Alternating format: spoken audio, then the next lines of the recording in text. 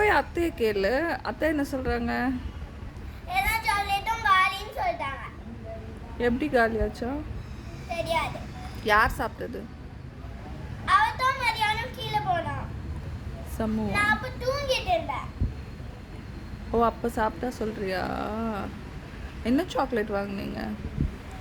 ஏதோ நேற்று அதுக்குள்ள ஏதோ இது இருக்குமே, க்ரீம், அது அப்புறம் பபிள் கம், சென்டர் ஃப்ரெஷ்.